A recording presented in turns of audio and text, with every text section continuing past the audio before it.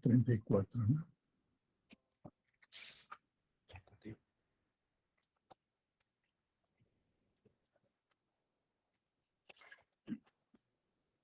Buenos días, señoritas alumnos y caballeros alumnos del aula 34.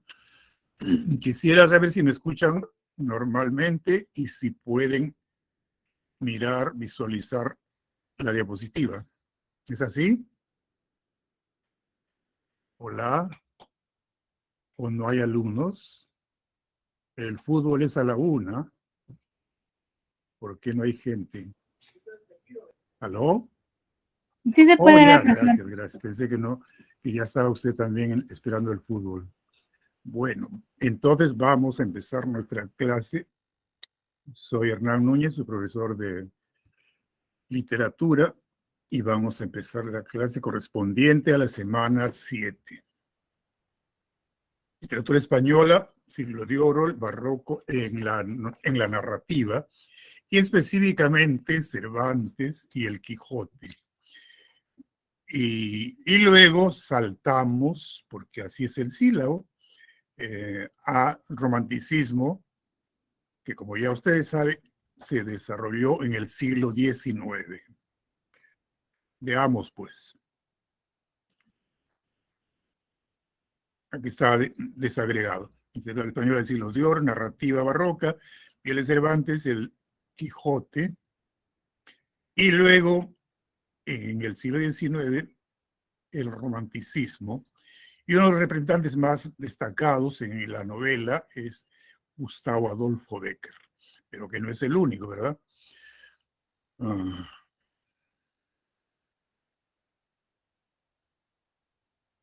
Literatura española del siglo de oro y el barroco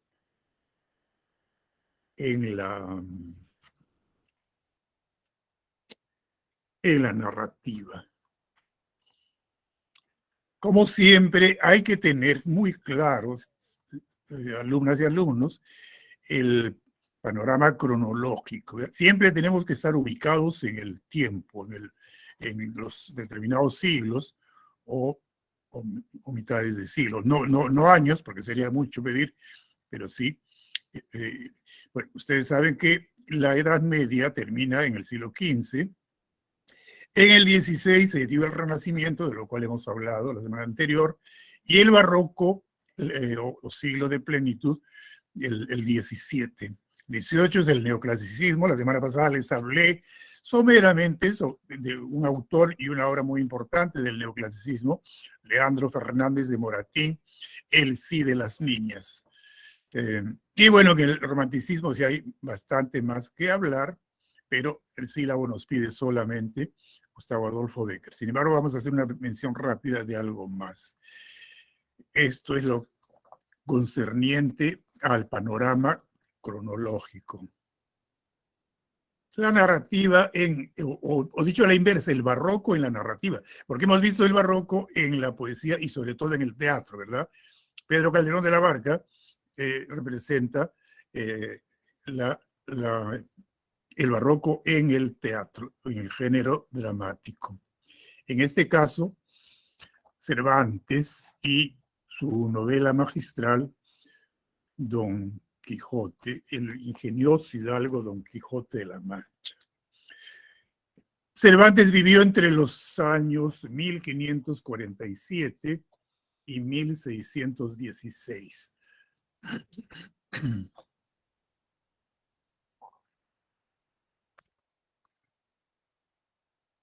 Se le considera el representante de mayor importancia, no solo en la narrativa, en la literatura española, sino en general, en la literatura universal.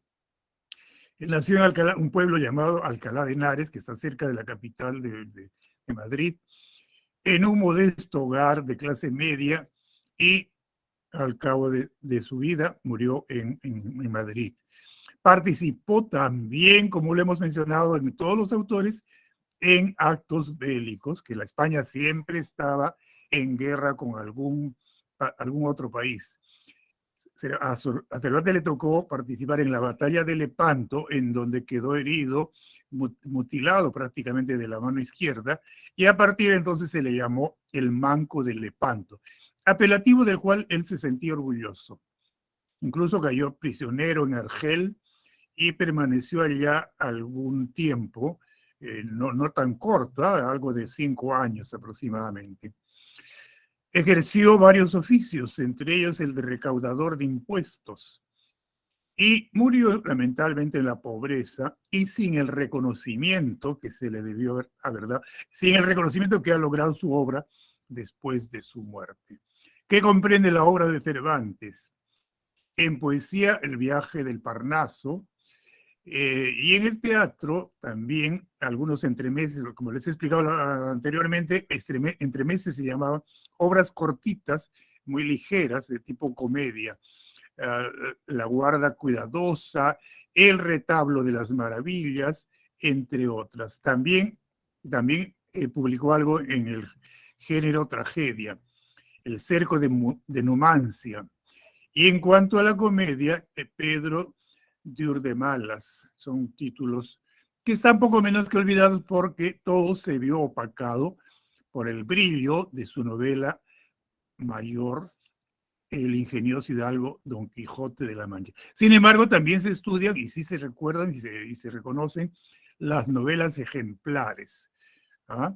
Entre las que destacan La Galatea y la novela pastoril también, los trabajos de Persiles y Segismundo, El Rinconete y Cortadillo. También ensayó el subgénero de la picaresca, la gitanilla, El coloquio de los perros, La ilustre fregona, La fuerza de la sangre, etcétera. Escribió una obra, cuando digo una obra me refiero a toda su producción en general, bastante considerable. Pero la producción mayor es esta novela magistral, El ingenioso hidalgo Don Quijote de la Mancha, que comprende 2 partes. Él la publicó en 2 partes. La primera en 1605 y la segunda en 1616. ¿Ah? La primera parte comprende 2 salidas de Don Quijote de su pueblo. La primera salió solo y en la segunda sale acompañado de su escudero Sancho Panza. La primera parte comprende 52 capítulos y la segunda comprende 64 capítulos. Calculen ustedes, es una novela sumamente extensa, sumamente extensa. ¿Ah? Hay un lapso más o menos largo entre la publicación de la primera parte, 1605, repito, y 1616.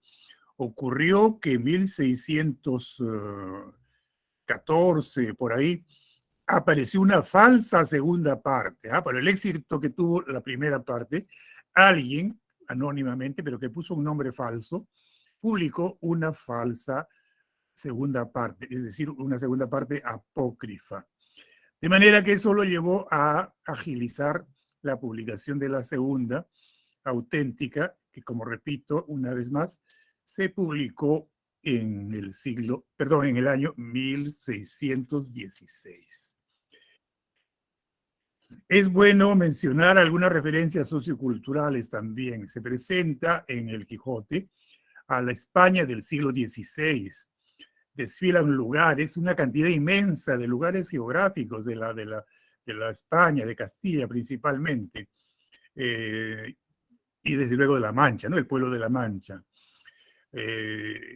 Una serie de pueblos, Manzanares, Montiel, Puerto Lápice, Sierra Morena, El Toboso, el pueblo de donde era Dulcinea. La tal Dulcinea que era su dama, pero que no existió. ¿Quién era realmente Dulcinea? Era una muchacha, una campesina, ¿no? Trabajadora del campo, y no tenía nada, pues, de los atributos que él, usando la imaginación, le atribuyó a la falsa Dulcinea del Toboso, ¿no? Compuso el nombre de la muchacha, que lo inventó, de su dama, Dulcinea, y le pone el nombre del pueblo donde vivía realmente cuyo nombre real era Aldonza Lorenzo, ¿no? La Dulcinea real se llamaba Aldonza Lorenzo.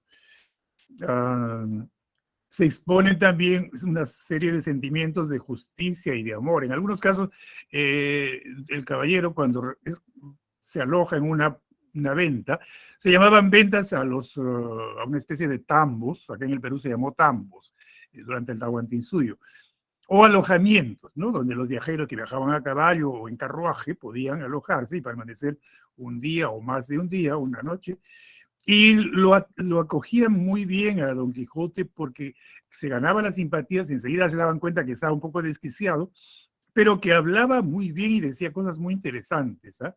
Y entonces él, por momentos, se quedaba la gente sorprendida de escucharlo porque decían, este señor está loco o no lo está. Por momentos hablaba tan brillantemente y tan atinadamente que no parecía ser un hombre desquiciado, ¿verdad?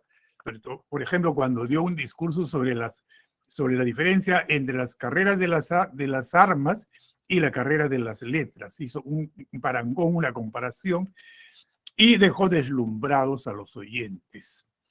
En cuanto al estilo, desde luego el estilo es barroco, ¿no es cierto? Se expresa con rasgos muy elaborados y con una especie de oposiciones que, lo cual hemos mencionado, los contrarios. La clase anterior, ¿no es cierto? El loco cuerdo, el ser y el parecer, y etcétera, la vida y la muerte. El amor y el desamor también son contrarios. En su lenguaje mezcla una serie de variantes, por lo menos 3 variantes, el lenguaje puramente narrativo, que hay que distinguir del lenguaje señorial que a menudo usa Don Quijote, y el lenguaje coloquial, que es el que utiliza más bien Sancho, ¿no? Hay una clara diferencia entre estos dos lenguajes. Repito, el lenguaje del relato, que parece que es un narrador externo, el lenguaje culto o señorial, que es el que utiliza el caballero, y el lenguaje coloquial o popular es el de Sancho, abundante en refranes, en giros populares, en lo que llamamos, y llaman ustedes, estimados alumnos, las lisuras, ¿no? que son abundantes en el castellano del Perú. Una lisura que a menudo utiliza Sancho es hideputa, por ejemplo. Hideputa es una contracción, una frase contracta que sintetiza 3 palabras, hijo de puta, ¿no? Y para no decir hijo de puta, usaban la frase contracta, y de puta. Y cuando la usaba, sobre todo para referirse a los enemigos de Don Quijote, el caballero, su amo, le reprochaba, le decía, calla, calla, necio. Él procuraba que Sancho fuese puliendo su lenguaje, pero desde luego no lo logró, ni tenía por qué lograrlo, ¿no es cierto? Cada uno tiene su propia personalidad en el lenguaje. Bien, es pues entonces, como dice acá la diapositiva, el gran representante de la literatura española universal y destaca nítidamente entre su abundante obra por esta novela, El ingenioso hidalgo Don Quijote de la Mancha. Hay una épica, es narrativo, pero hay hazañas, ¿no es cierto? Aun cuando sean en broma, por lo tanto, el género narrativo se combina con una cierta épica, por eso bien podemos decir que también podría llamarse género épico, atribuírsele género épico a esta novela, a esta gran novela. Y el subgénero sería novela. El estilo, como acabo de decirles, es barroco, de rasgos muy elaborados, oposiciones, contrarios, ser, parecer, idealismo, pragmatismo, realidad, ficción, amor, desamor. Y las 3 variantes del lenguaje que les acabo de mencionar, ¿no es cierto? El lenguaje de la narración, el lenguaje señorial y el lenguaje coloquial, dentro de un mismo idioma, desde luego, ¿no? Dentro del castellano del siglo XVI. Veamos el argumento, que hay que distinguirlo en las 3 salidas. La primera parte, publicada en 1605, se da la primera salida que, como les dije, él la hace él solo y el recorrido es relativamente corto. Y la segunda ya va con su escudero, con Sancho Panza, Y la tercera aparece en la segunda parte, en la publicación de 1615. Es más extensa, ¿no? Una sola salida es muy extensa. Veamos entonces el argumento. En la primera salida, en 1605, se relatan dos salidas, ambas en un recorrido relativamente cercano al pueblo de La Mancha, donde él vive, donde el caballero tiene su propiedad y su hogar. El hogar lo integran él, una sobrina y el ama. Son 3 personas nada más.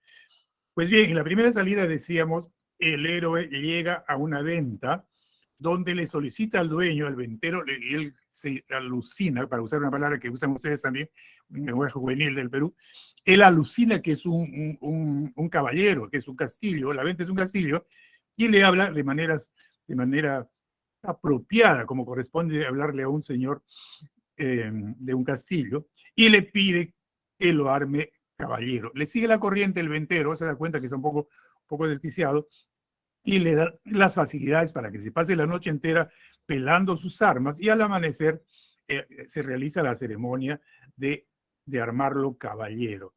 Y luego de inmediato van apareciendo las aventuras que él busca. Por ejemplo, socorre a un joven pastor que, colgado de un árbol o amarrado a un árbol, estaba siendo azotado por su amo, por algún mal comportamiento. Lo curioso acá, y lo digo rápidamente en esta intervención, es que siguió su camino después de que le ordenó al amo que dejara de azotar al chico y lo soltase. Y cuando, sin darse cuenta, pasó nuevamente por ahí después de un tiempo, por ese lugar, y vuelve a encontrarse con el muchacho. Ya no está el amo, ya no lo está castigando.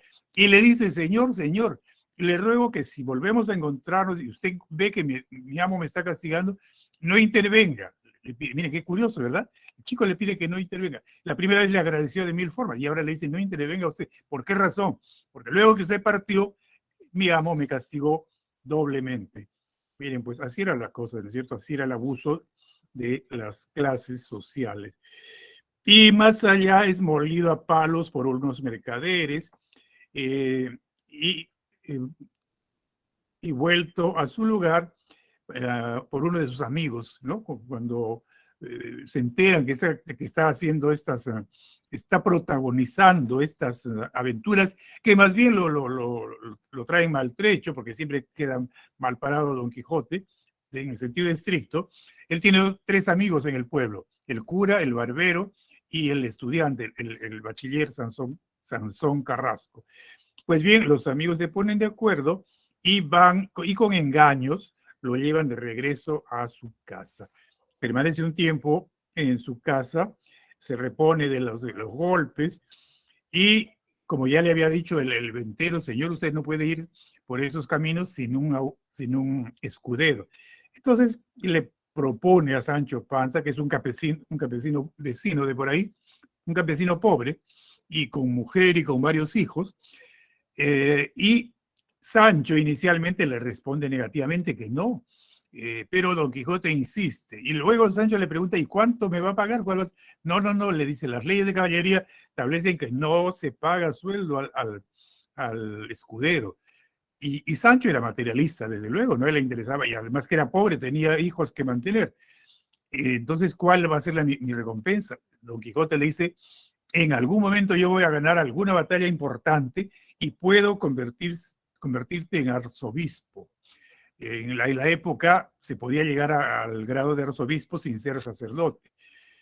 Sancho le dice, no me atrae mucho lo de arzobispo.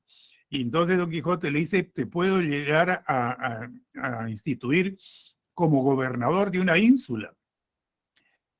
Y eso sí le entusiasma. Parece que ese ofrecimiento fue el que pudo convencerlo, el que sirvió para que se convenciera y aceptase. Contra las protestas de su mujer, llamada Teresa Panza, a gritos se opone, intenta oponerse, pero ya Sancho ha sido conquistado por Don Quijote y salen. Pues la segunda salida entonces nos muestra a Don Quijote acompañado de su escudero Sancho Panza y le suceden aventuras como la famosa de los molinos de viento, la de los frailes y el vizcaíno. En este punto Cervantes introduce de forma paródica la idea de que el árabe Cide Hamete Benengeli es el autor de la historia de Quijote. Acá juega Cervantes un poco como a introducir la idea de que hay un autor en esta historia, pero el autor es él, ¿no es cierto? El caso de su estancia entre los cabreros y el entierro de Crisóstomo, cada una de estas historias, algunas se prolongan, por ejemplo, el entierro del cabrero perdón, de Crisóstomo y la estancia entre los cabreros, son como novelitas cortas, ¿ah? Son como novelas dentro de, a esto se llama caja china, ¿no? Es decir, entre una caja hay otra y otra, y esa denominación se aplica para las novelas como El Quijote, que contiene una serie de otras pequeñas historias que bien podrían haberse publicado como cuentos o como novelas cortas. El entierro de Crisóstomo, las aventuras con los yangüeses, la segunda venta donde es manteado Sancho, en una venta donde se alojan para pasar una noche o dos, y mientras el caballero está disertando en la mesa después de la cena, y hay siempre oyentes que le prestan oído, los criados de la venta se hacen de las suyas y buscan divertirse, y de hecho se divierten y lo mantean al pobre Sancho. ¿Qué cosa es mantear? Poner a una persona en una manta y 4 personas cogen la manta por los 4 extremos y lo hacen volar por los aires y cae en la manta y cae en la manta. Y el pobre gritaba y Don Quijote no le escuchaba porque él estaba dando un discurso en el salón donde había sido la cena, ¿no es cierto? Y queda pues el pobre Sancho bastante maltrecho y adolorido de este manteamiento. Ocurren también los episodios de los rebaños de ovejas que Don Quijote cree que es un ejército y Sancho le dice, no señor, son ovejas. Y los pastores terminan apaleándolo a Don Quijote.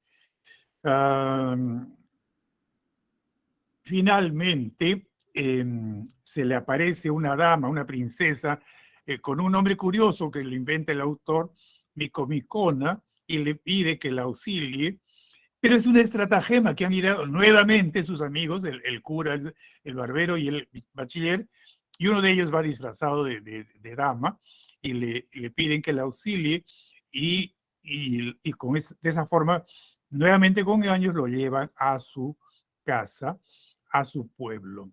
Y ahí termina la segunda salida. La tercera salida que se da en la segunda parte de la novela, publicada, como ya les he dicho, en 1615, hay una sola salida muy prolongada, muy prolongada. A diferencia de la primera, Don Quijote no será visto como un loco frente a la sociedad cuerda, sino como un loco cuerdo, que por momentos es, efectivamente, como yo les he dicho desde el principio, hay momentos en que discierne con una gran claridad y entonces todo el mundo piensa, no está loco, está cuerdo. Acá aparece más nítidamente este oscilar de su comportamiento entre la locura y la cordura. La ficción vivida por Don Quijote formará parte de la realidad.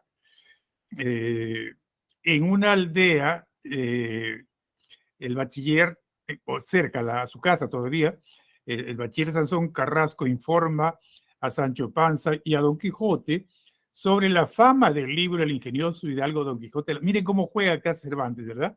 Dentro de la novela hace aparecer esto como que ya se ha hecho famoso el caballero y entonces se quedan sorprendidos de que haya esa publicación, los dos, tanto Don Quijote como Sancho. Y Sancho pregunta, o sea que yo ya soy conocido, yo salgo en el libro, ¿no? Y lo cual, por supuesto, lo alegra de saber que ya tiene fama. Luego se narra la llegada de Don Quijote al Toboso. ¿Se acuerdan que les hablé del Toboso? ¿Quién vive en el Toboso? Pues Dulcinea, que no es Dulcinea, sino Aldonza Lorenzo. Ocurrió que llegaron a una sierra, un lugar apartado, montañas, cerca al Toboso, y Don Quijote le dice, yo voy a quedarme acá haciendo ejercicios, y tú ve con esta carta que yo he escrito y entrégale a Dulcinea. Le da las señas que vaya al pueblo del Toboso y que pregunte por ella. Y le da su caballo. Es la única vez que Sancho monta en Rocinante, porque todo el tiempo él iba en el rucio, en el borrico, y Don Quijote, perdón, en su caballo. Pero en esta oportunidad, como él va a quedar haciendo penitencia en esas montañas, le da su caballo. Y va, llega al pueblo y pregunta, y nadie le da razón de la tal Dulcinea. Pero finalmente da con la muchacha y se sorprende que no es una mujer bella, ni mucho menos, es una campesina, y le entrega la carta. Está trabajando en el campo, está toda sudorosa la Aldonza. Le entrega la carta y le recibe la carta. ¿Y yo para qué quiero carta? Le dice, yo no sé leer, y la tira a un lado. Bueno, se va bastante desencantado Sancho, y de regreso y le cuenta esto a su amo, a Don Quijote. Y Don Quijote molesto le dice, calla, calla, le dice necio. Lo que pasa es que mis enemigos son encantadores, la han transformado en una campesina sudorosa y maloliente, como tú me dices, para quitarte, para privarte del placer de contemplar su belleza. Y estas salidas, esas eran las ocurrencias que solía tener Don Quijote y que dejaban perplejo a Sancho Panza. Esa es la única oportunidad en que tienen ese contacto con la falsa Dulcinea, porque Dulcinea no existe, ¿verdad? Se relata también, y esto es importantísimo, esta aventura, el gobierno de Sancho Panza en la ínsula Barataria. Lo que sucede es que llegaron a un ducado, esto sí era real, era el castillo de un duque, y que tenía, desde luego, propiedades bastante extensas, y los acogen, los alojan y los hacen quedar varios días. Incluso llega un momento en que Don Quijote le dice, yo tengo que marcharme porque yo no soy de vida sedentaria, yo tengo que ir buscando aventuras. Pero el duque y la duquesa y sus amistades, que llevan una vida regalada, le dicen, no, pero quédese, porque están realmente encandilados con ellos. En el caso de Don Quijote, por lo bien que hablaba, ¿no? Las ideas tan interesantes que expresaba, que no parecía un loco. Y en el caso de Sancho, porque en realidad, para usar una expresión juvenil de este tiempo de ustedes, alumnos y alumnos, de los jóvenes del Perú, era un vacilón. Sancho era un vacilón, porque los tenía divertidos a las damas y los caballeros, amigos y parientes del duque. Y entonces Sancho les cuenta que su amo le ha prometido que algún día le va a dar el gobierno de una ínsula. Y eso les da la idea para hacer una broma. Entonces, como él es dueño de un extenso territorio, el duque, hay una aldea que hacen pasar por ínsula. ¿Qué cosa es ínsula, alumna y alumnos? Ínsula es una isla, ¿no es cierto? Los imperios en Europa tenían propiedades más allá de los mares. A menudo tenían, el imperio español, por ejemplo, era dueño de la isla de Cuba, por mencionar algo. Pero esta no era una ínsula, no era una isla, pero le hicieron creer a Sancho en su ingenuidad que él iba a gobernar esta ínsula, que era una ínsula y que él iba de gobernador. La noche de la víspera, Don Quijote le dio instrucciones y el pobre Sancho estaba que se moría del sueño, pero Don Quijote seguía dándole instrucciones sobre cómo debía comportarse en el gobierno de la ínsula. El día siguiente entonces lo visten elegantemente como gobernador, lo montan en un carruaje y hace su entrada triunfal a la ínsula, en donde permaneció menos de 3 días, porque la broma a veces llegaba a ciertos matices de crueldad. Por ejemplo, era la hora de comer y Sancho moría de hambre, todo el tiempo quería estar comiendo. Pero en el salón elegante donde lo sientan, ante una mesa, van desfilando los potajes y él muere de hambre y de ganas de comer. Pero hay al costado de él un médico que tiene que dar el visto bueno y no conviene. Y no conviene. A todos los platos le decía el médico, no conviene para la salud del gobernador. Finalmente le dan solamente una pequeñez, una ensalada, Entonces comprenderán que esa es una broma cruel, ¿verdad? Bastante cruel. Sin embargo, lo interesante del tiempo que estuvo en la ínsula barataria es cómo se transformó Sancho de ser necio, de ser un hombre ignorante, analfabeto, adquirió de pronto lucidez o ingenio o inteligencia porque le presentaron algunos casos para que administrara justicia y él los resolvió con una sorprendente sagacidad. Por ejemplo, vino una mujer con un hombre cogidos de la mano, él tenía su bolsa de dinero y ella quería quitársela, o viceversa, y entraron y la mujer gritando, pidiendo justicia al gobernador. Y Sancho les dice que hablen cada uno por separado. Ella le dice que en el campo la ha sometido a sus apetitos sexuales, la ha violado, y que ese dinero le ha obsequiado y ahora quiere quitárselo, el dinero de la bolsa. Y ahora habla tú, le dice al hombre. El hombre le dice, yo soy un ganadero de puercos y he venido del campo a vender mis puercos en el mercado y con el dinero, me volví a mi aldea, la encontré esta mujer y de común acuerdo hemos yogado. Yogar es tener relaciones sexuales. Yogare, una palabra antigua que ya no se usa en el castellano. Y ha sido de común acuerdo. Yo no la he sometido, dice el campesino de los puercos, sino que hemos convenido en una cantidad de dinero. Yo le he pagado y ella no se da por satisfecha y quiere que le dé toda mi bolsa de dinero. Y Sancho, que los escucha atentamente, le dice, pues bien, entrégale la bolsa. Y ella se pone feliz, comprenderán ustedes, ¿no es cierto? Y le da 1000 agradecimientos, se inclina, gracias señor gobernador, usted es un hombre que hace justicia. Y váyanse y cada uno a su pueblo, les dice. Primero a ella, perdón, le dice, vete y ya no se te ocurra jugar con nadie. Y luego al hombre, que se muere de pena porque se va a su bolsa de dinero con la mujer, le dice, ahora ve detrás de ella y quítale tu bolsa de dinero. Y va corriendo y al rato regresan los dos, igual que la primera vez, cogidos de la bolsa. Ni él lograba arrebatársela, ni ella soltaba la bolsa. Y ella le dice, señor gobernador, mire, este es desalmado, este sinvergüenza, ha querido quitarme la bolsa que usted me ha ordenado que se me entregue. ¿Y os la ha quitado? Le dice Sancho, le pregunta. ¿Y te la ha quitado? No, quitármela. Primero me quitan el alma. En fin, ella suelta una serie de refranes y comparaciones.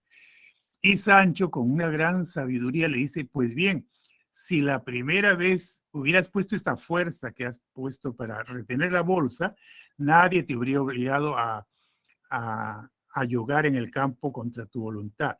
Y entonces la expulsa y le expulsa, vete y no quiero verte en una cantidad de leguas a la redonda, porque se da cuenta que la mujer es una farsante, ¿no es cierto? El que ha dicho la verdad es el campesino, y de esa manera el hombre recupera su dinero. Y así por el estilo, resolvió varios casos que le trajeron, porque era costumbre en la época que los gobernadores también administraban justicia. ¿Ah? Eso es muy interesante. Lean cuando puedan, alumnas y alumnos, por favor.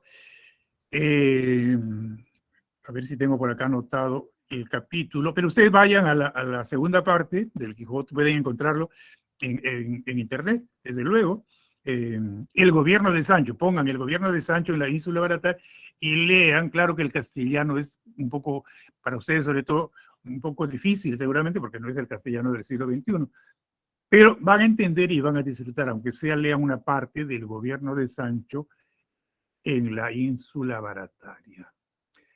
Bueno, pues después del gobierno que sale bastante triste y desencantado porque se da cuenta que era una burla, se dirigen a Barcelona, hay una serie de aventuras en el trayecto, se narra el episodio de la cabeza encantada, Ana Félix y la pelea con el caballero de la Blanca Luna, quien no era otro que el bachiller Sansón Garra. Una vez más, por tercera vez, los tres amigos de su pueblo salen y esta vez lo disfrazan al bachiller, al más joven, de caballero y lo reta a duelo y le gana el caballero de la Blanca Luna, que es el Sansón Carrasco, logra vencer a Don Quijote y la apuesta era que el que venciera iba a ordenarle y el otro tenía que obedecer lo que le ordenase.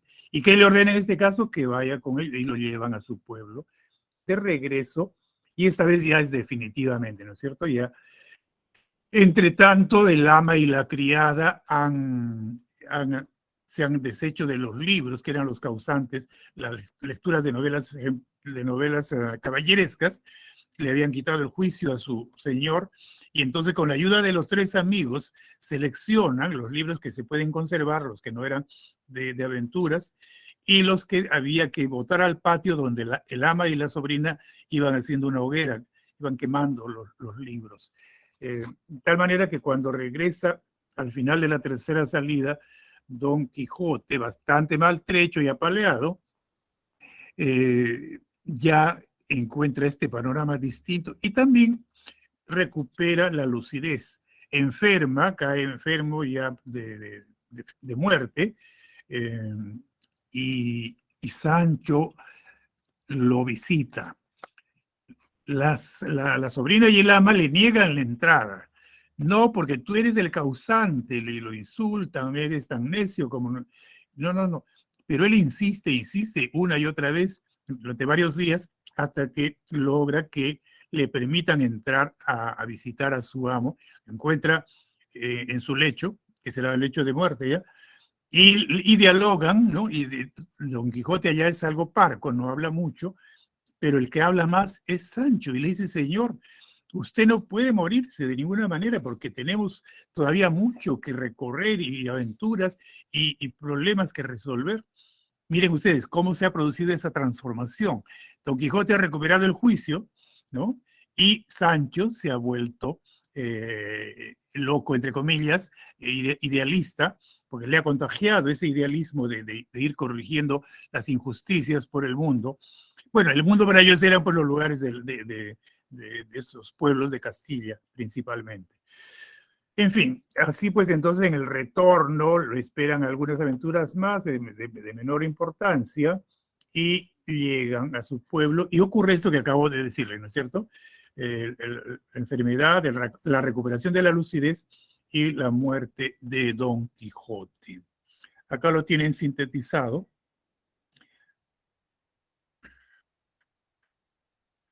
Y como tema, desde luego, tenemos el contraste entre el idealismo y el pragmatismo. Desde luego que a lo largo de la mayor parte de la novela, Sancho Panza representa el pragmatismo, ¿cierto? A pesar de ser un hombre de clase bastante inferior, de un nivel cultural bastante incipiente, de todas maneras él es pragmático, él desea ganar algo de dinero porque tiene hijos y mujer a quienes mantener. Piensa en comer, señor, es hora de comer. Y Don Quijote a menudo no tiene ni ganas de comer porque él está pensando en las aventuras. Entonces, pues, el contraste entre el idealismo de Don Quijote y el pragmatismo de Sancho Panza. Es decir, y estas dos condiciones se dan en la condición humana, ¿no es cierto? Todos nosotros en algún momento somos idealistas o caemos en un cierto idealismo que puede ser prolongado, que puede ser muy corto, y otras veces también actuamos llevados de pragmatismo, de sentido práctico, solemos decir. ¿Se dan cuenta? De manera que esto no lo ha inventado Cervantes, lo recoge de la experiencia que él tiene, una gran experiencia de vida, y lo pone en estos personajes tan pintorescos, tan simpáticos, tan curiosos, ¿no? El contraste entre idealismo y pragmatismo. Lo demás son una serie inagotable de subtemas o de temas complementarios, ¿no es cierto? La lealtad, la deslealtad, el amor, la muerte, la riqueza, la pobreza, en fin. A manera de comentario debemos decir que los primeros lectores del Quijote solo acertaron a ver sus elementos cómicos, como la locura del protagonista y la forma graciosa en que iba armado de una armadura anticuada, montado en un en un caballo flaco, que daba risa. Pero más tarde la crítica, la recepción ya le ha puesto atención a los aspectos más profundos, más significativos de la novela, y poco a poco, a lo largo de los años y los siglos, se ha ido descubriendo que hay, lo que les dije el otro día, la novela total. En el Quijote encontramos prácticamente todo lo relativo a la condición humana. No hay detalle en las aventuras que no lo podamos relacionar con la vida y que de alguna manera se da en la vida de las personas. En cuanto a la interpretación crítica, es esto lo que habría que decir y agregar quizás que el libro narra la historia de un hidalgo que por mucho leer libros de caballería enloquece y a la manera de los héroes de aquellos libros se echa a andar por esos caminos y a buscar aventuras, ¿no es cierto? Eso es lo literal, pero detrás de eso hay todo un contenido de situaciones que nos llevan a reflexionar. Se da ahí lo que acabamos de decir, el pragmatismo de Sancho y el idealismo de Don Quijote. Los personajes son otro detalle que hay que mencionar.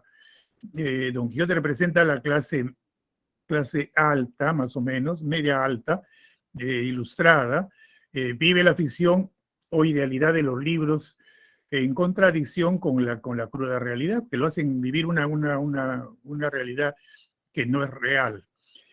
Y con él se presenta el contraste entre la realidad y del individuo y la realidad objetiva y cruda que representaría Sancho. Pero además de eso, desfilan una cantidad enorme de personajes, que sería largo de enumerar, y ya lo he dicho hace un rato, ¿no es cierto? En síntesis, entonces, desde el punto de vista social, es de clase media baja, Sancho Panza, y se complementa muy bien con su amo, pese a que son tan diferentes, ¿no? Las diferencias se complementan.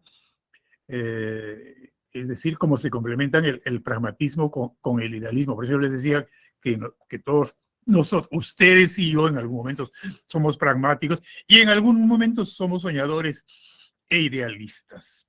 Como comentario, entonces, sintetizado, tenemos acá a la derecha el cambio de psicologías, la quijotización de Sancho hacia el final de la historia y la sanchificación de Don Quijote.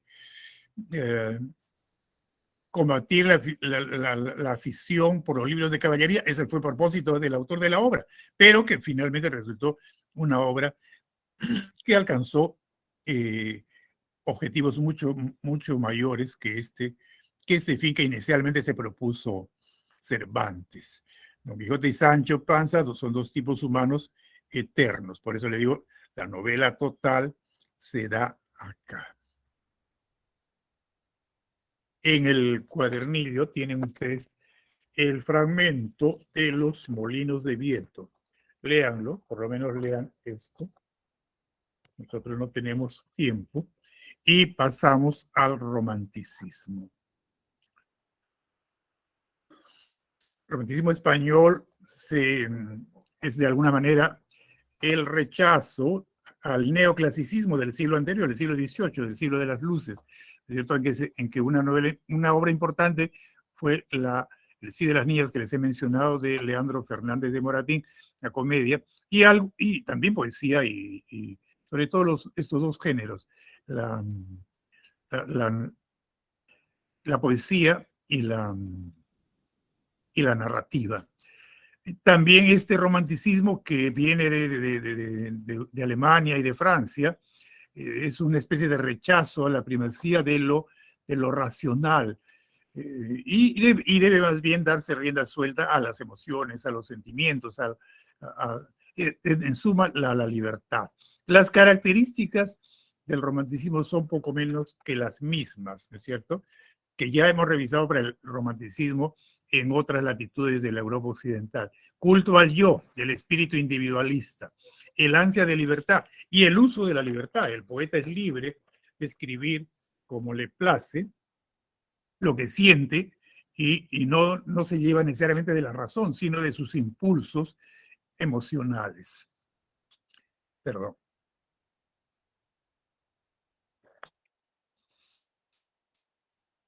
La angustia metafísica está presente como una característica. Desconfianza de la razón. Se desconfía de la razón y más bien se sigue un poco los impulsos.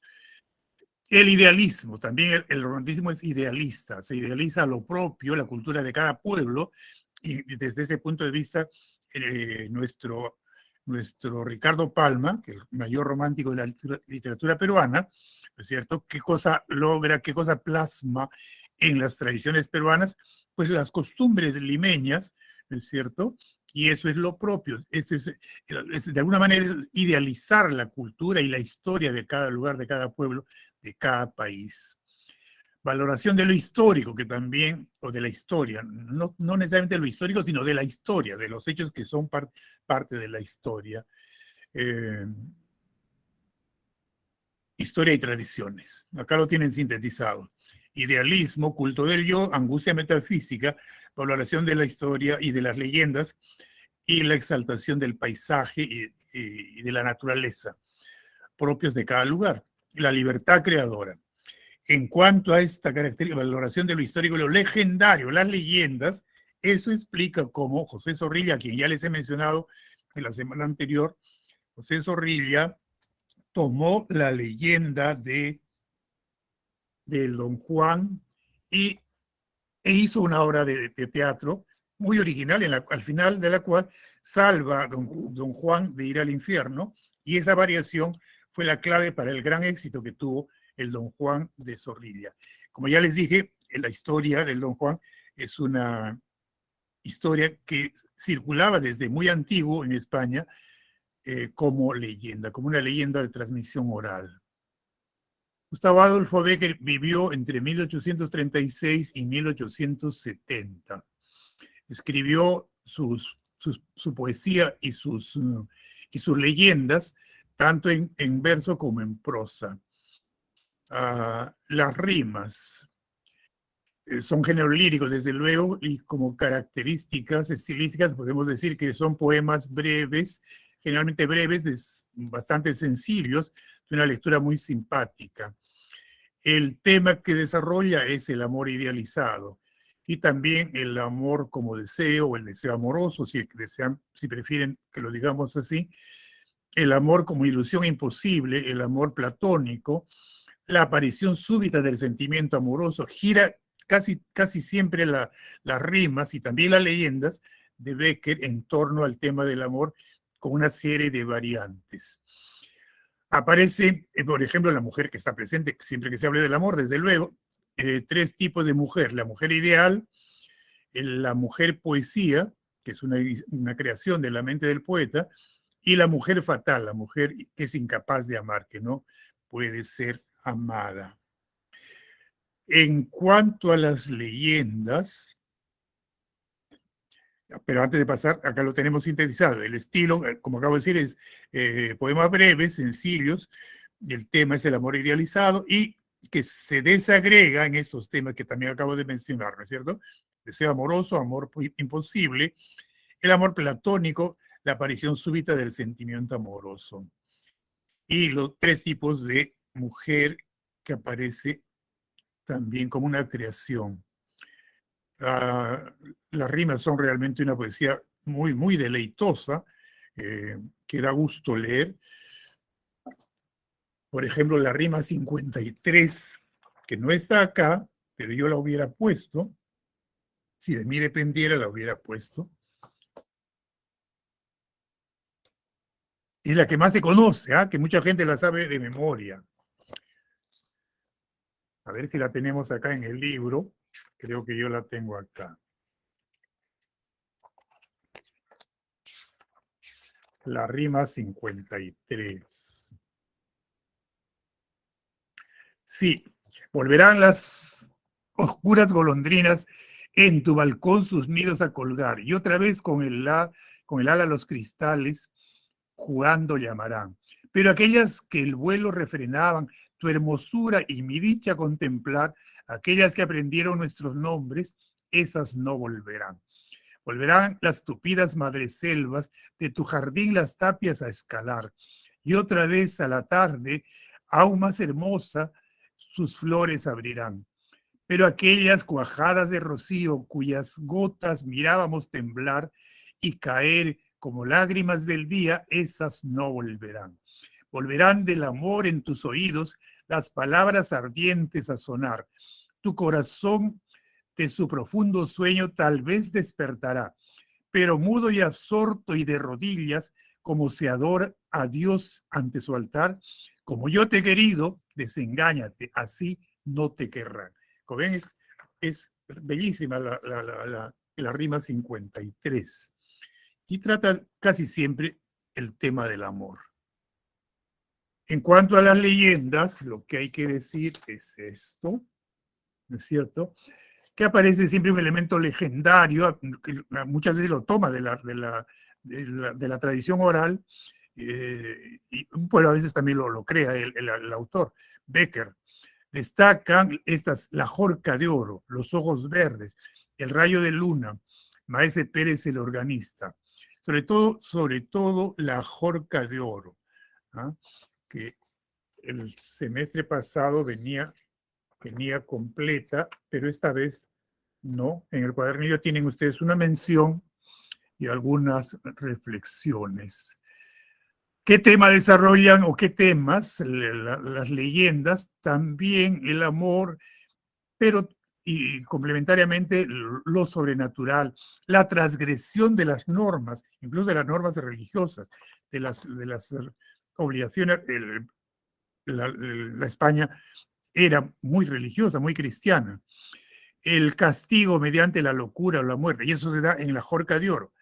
Se trata de una pareja de enamorados y la chica vanidosa, soberbia, le pide al enamorado que le robe una joya de la Virgen en la catedral del pueblo, porque ella la quiere para sí. Inicialmente él se niega, ¿cómo va a cometer ese sacrilegio? Pero la ama tanto que una noche entra furtivamente y roba la joya, pero luego cae desmayado porque comienza a ver alucinaciones y de susto cae desmayado y cuando despierta ha perdido la razón, ¿no? Vean ustedes el castigo, ahí aparece el castigo para una falta tan grave como el sacrilegio que ha cometido él por dar gusto a su enamorada.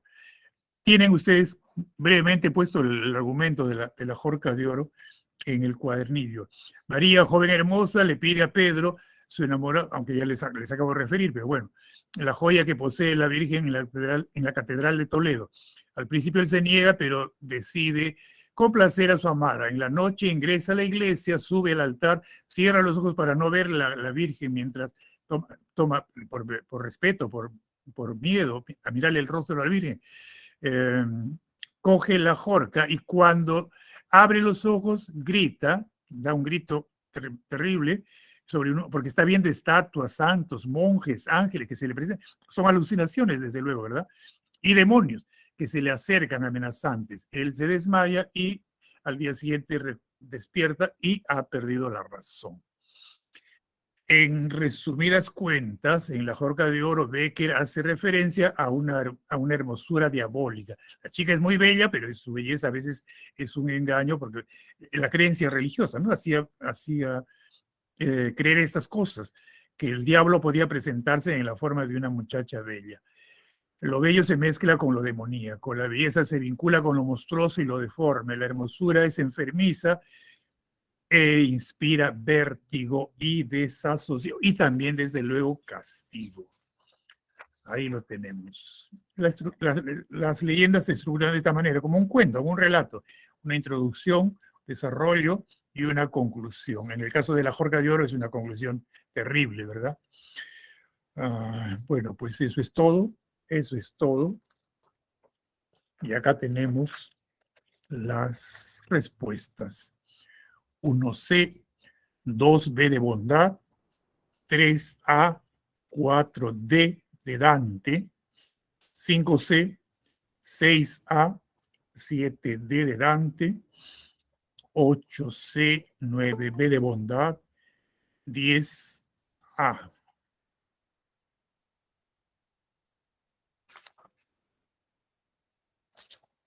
Me gustaría que comentáramos algunas de las preguntas, como siempre lo hacemos, sobre todo aquellas que se formulan a partir de fragmentos. Por ejemplo, la pregunta 5, a partir de unos versos de Espronceda. José de Espronceda es uno de los poetas más destacados del romanticismo español. Y la pregunta 6, a partir de un fragmento de Becker, ¿no? De la leyenda Romance de la mano muerta. Pero háganlo ustedes, háganlo ustedes. Conmigo lo hemos hecho varias veces y siempre vamos a procurar que nos quede un tiempito. Ahora el contenido es bastante extenso y no nos ha permitido. La pregunta 7 también se formula a partir de la rima 29 de Becker.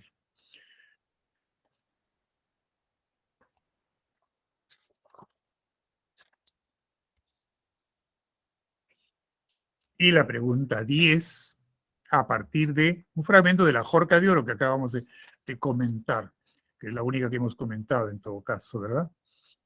Igualmente la pregunta 9 y la pregunta 10 también.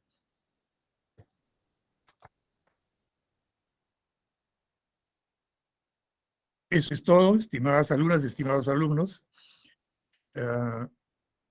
Revisen, como les he sugerido, el cuadernillo por lo menos, y si pueden, busquen en internet el gobierno de Sancho en la ínsula Barataria y lean que les va a agradar y van a encontrar que es sumamente interesante. Eso es todo. Gracias por su atención.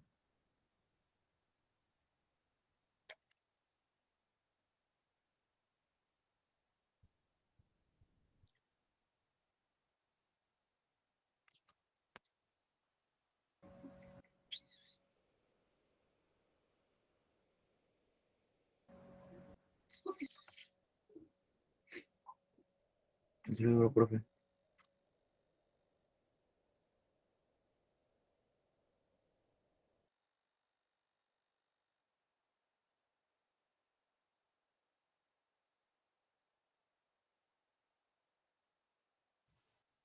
Buen día, chicos, ¿cómo están? ¿Qué tal?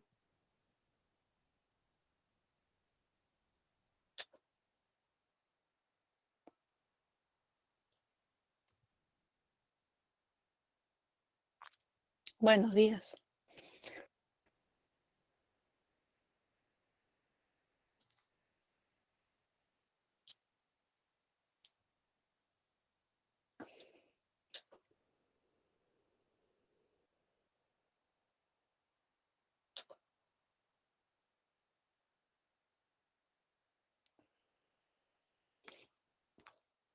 Bien, buenos días, André, Eric, Pierce, Jennifer, ¿cómo están? ¿Qué tal? Y buenos días a Buenos los días, demás profesora. también. Buenos días, Piero, ¿qué tal? Bien, hoy día tenemos una semana muy interesante, temas muy... Bueno, por un lado, una teoría bastante importante, pero también muy interesante la forma en que se pueden plantear los problemas para esta teoría. Además que dentro de un rato también todos somos peruanos, chicos.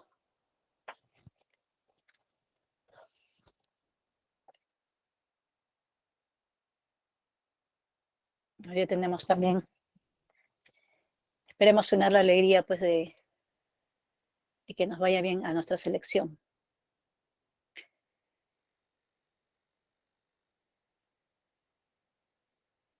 Muy bien.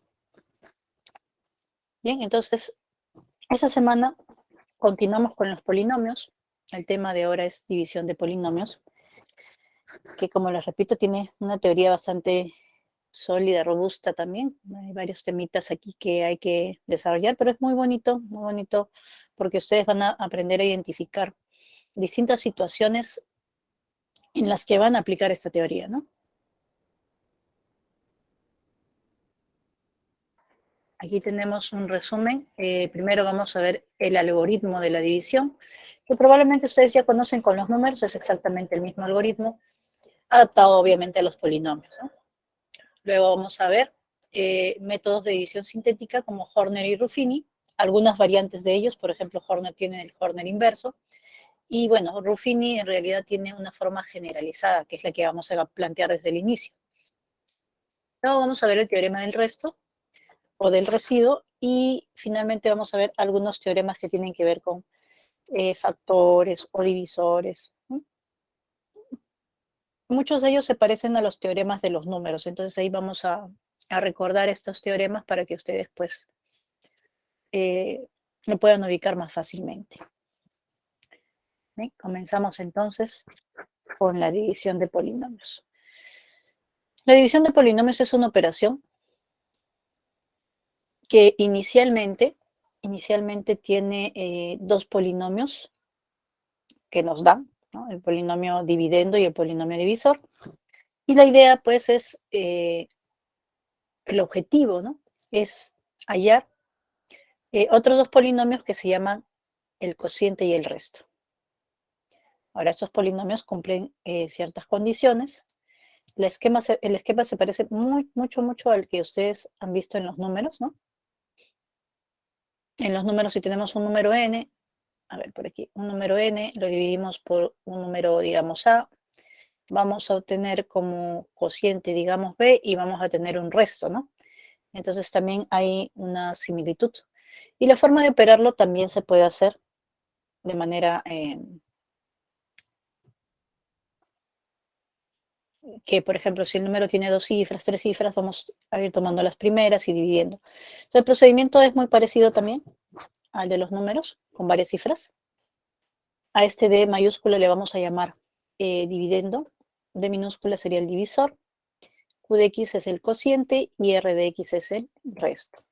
Ese resto tiene que cumplir ciertas condiciones respecto al divisor. Entonces, eso lo vamos a ver justamente en la siguiente diapositiva. Entonces, nosotros buscamos hallar inicialmente, ¿no? Inicialmente el cociente y el resto, pero vamos a ver pues que hay problemas en los que a veces el cociente es dato o el resto es dato y lo que necesitamos es completar el dividendo y el divisor, ¿no? Ya ahí van las variantes de los problemas. Normalmente usamos la división para dividir de manera exacta, ¿no? Entonces, si queremos resolver un problema en el que justamente nos dice, ¿no? Se quiere distribuir o se quiere dividir cierta cantidad de artículos entre cierta cantidad de personas, de manera que sea equitativo, o sea, que a cada uno le toque la misma cantidad, estamos hablando de una división de este tipo. ¿Ya? Entonces, es importante identificar en qué casos pues voy a aplicar esta división. Ahora,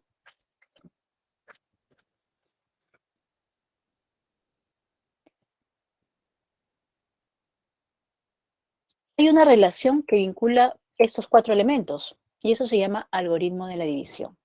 Y tenemos aquí un resultado importante. Con estas características tenemos dividendo, divisor, divisor diferente de 0. El grado del dividendo mayor o igual que el grado del divisor. Entonces, este algoritmo, imagino que ya lo recuerdan, a ver, tenemos aquí, dice que hay únicos polinomios Q de X, que es el cociente, y R de X, que es el resto. Recordemos nuestro cuadrito, donde estaban los 4 elementos. Y bueno, en los números se cumplía esto, ¿no? Si yo multiplico esto por esto y le sumo este valor a ese producto, lo que obtengo es el dividendo. Exactamente esa es la misma regla, ¿no? Dividendo igual a divisor por cociente más el resto. Es más, si yo logro escribir de esta forma, sin necesidad de hacer una división, ¿no? Logro dar forma a estos 4 elementos con esta condición de que el resto es 0 o el grado del resto es menor que el grado del divisor, automáticamente yo digo, ah, ya, este es el cociente y este es el resto. Hay problemas que vienen de esa forma, ¿no? Nos dan, que se escribe de esta manera. A ver, voy a ponerle yo un ejemplito por aquí. Este d de x es igual a x menos 1 por x cuadrado más x más 2, más 4. Pregunto, si yo divido d de x por x menos 1, ¿cuál es su cociente y cuál es su resto? ¿Se puede determinar o no se puede determinar? A ver, ¿qué dicen por ahí? Lo que acabamos de colocar. ¿Se puede decir cuál es el cociente, cuál es el resto? ¿O no? Miss, el cociente sería x al cuadrado más x más 2. Correcto, muy bien. ¿Y el resto? 4, Miss. Muy bien, pero hay un detalle que no debes pasar por alto. Primero tienes que analizar esto. A ver, me pregunto, ¿no? ¿El grado de este polinomio es menor que el grado del divisor? Que en este caso es x menos 1. Si mi respuesta es correcta, entonces, ya, resto cociente. Y se acabó el problema. ¿Ya? Lo voy a dejar ahí para que lo tengan en cuenta. Entonces, en este caso sí, pues efectivamente el resto tiene grado 0 y el divisor tiene grado 1. Así que sí, este es un resto que tiene el grado adecuado. Por lo tanto, efectivamente, ahora sí, x cuadrado más x más 2 es el cociente y r es el resto. De repente ustedes se preguntarán, pero profesora, ¿por qué? ¿Por qué necesito ver eso? ¿Que no siempre va a darse de esa manera? No, pues porque miren, yo podría tener este otro polinomio que lo escribo así.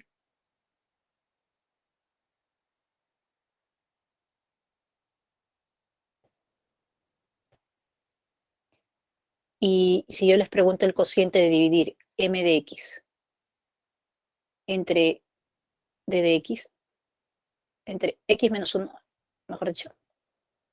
Alguno me podría decir, profesor, el cociente es x cuadrado más 2. Pero, ¿eso es cierto? ¿Es el cociente? No, ¿O no? puede ser factorización.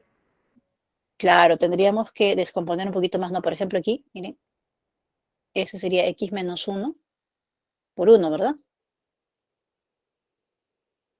Y factorizamos el x menos 1 y ya está. Ahí está. Y si esto hubiera sido más 1, la factorización es una forma, está bien, es válido. Y si hubiera sido más 1 u otro valor, entonces lo que se hace es darle forma, ¿no? Darle forma en función del divisor y buscar el factor común. Por ejemplo, esto sería x menos 1 más 2, ¿verdad? Ahora este se va a agrupar con este y ahora sí puedo decir cuál es el resto correcto. El resto sería 2, ¿no? De esta división. El resto sería 2. Y al momento de factorizar x menos 1 aquí me va a quedar x cuadrado más 2 más 1 sería x cuadrado más 3. Ese sería el cociente, ¿no? Entonces hay que tener mucho ojo, chicos, con eso porque a veces lo vemos, nos emocionamos y este es. Pero hay que cumplir esas condiciones, ¿no? El grado del divisor debe ser mayor que el grado del resto o el resto debe ser igual a 0. ¿Ya? Entonces hay que tener en cuenta eso. Ahora, hay otro detalle también. Miren, yo tengo aquí el d de x que habíamos tomado al inicio.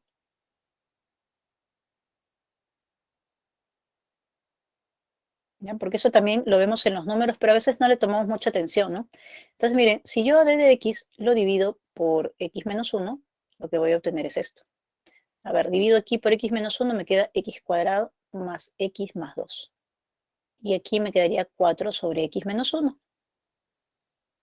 Pero si ustedes se acuerdan, esto en los números tiene una denominación. Eso sería como un mixto, ¿no? La parte entera, el resto y aquí el divisor.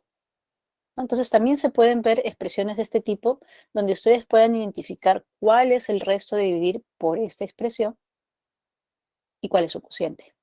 ¿Se dan cuenta? Entonces, una variante más en la que nos podría servir este algoritmo de la división. Ahora, vamos a añadir algunas cositas más.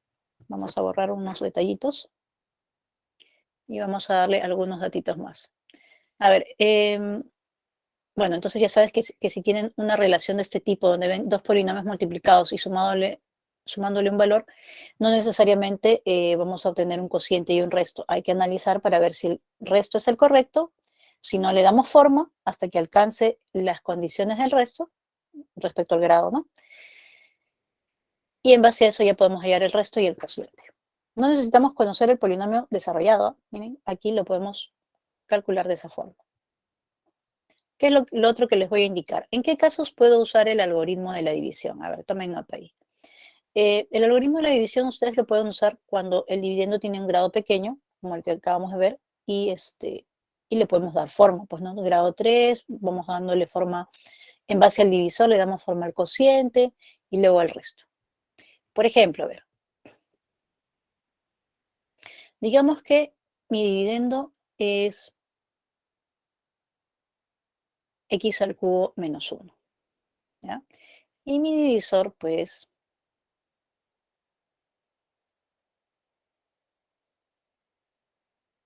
es x más 2. Entonces, si yo uso el algoritmo de la división, a ver, este x al cubo, espérate, aquí, ¿ya? X al cubo menos 1 sería el dividendo, es igual al divisor por el cociente, ¿no? Acá está el cociente, lo voy a dejar en espacio, más el resto que todavía no conozco, ¿está bien? Entonces, lo que yo tengo que analizar son algunos detalles que vamos a precisar ahorita con las propiedades, como por ejemplo, que, bueno, eso lo habíamos mencionado antes, ¿no? El grado del cociente sería la resta de estos dos grados. Entonces aquí sería 3 menos 2, eso tiene grado 1. Ajá, y si ese grado 1 es de la forma ax más b, ¿no es cierto? Vamos tomando nuestros datos. ¿Qué más? Este polinomio es mónico. Entonces, este producto también tiene que ser mónico. Por lo tanto, este a se convierte en 1. Entonces, mi polinomio sería de esta forma. De esa forma, ¿no? Bien, y como nosotros sabemos que podemos multiplicar aquí, entonces, a ver, vamos consiguiendo los valores. Aquí tendríamos x cuadrado, ¿no? X cuadrado más 2x.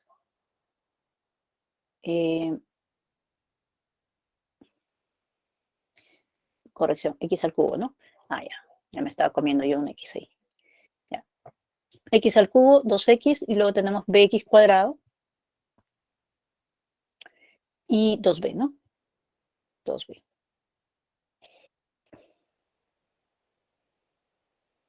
Entonces, a ver. Vamos a ver si es posible encontrarlo de esta manera.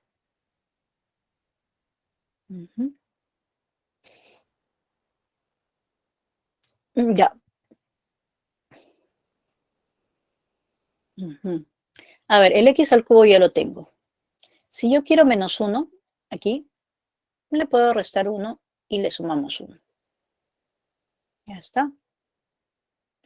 Entonces ya tengo la expresión que quería. Pero todo lo demás se tiene que reducir a 0, ¿no? A 0. Entonces, vamos a hacer lo siguiente. Todo lo demás sí tiene que irse eliminando. Entonces, el x al cubo ya está aquí. Este 2x se tendría que eliminar, por lo tanto, por aquí tendría que haber menos 2x, ¿no? De modo que con ese 2x se va a eliminar. El bx cuadrado. A ver, bx cuadrado. Se tendría que ir con el menos bx cuadrado, pues, ¿no? Pero, a ver, vamos borrando un poquito, ¿no? Aquí me quedó x más b, ya sabíamos por qué.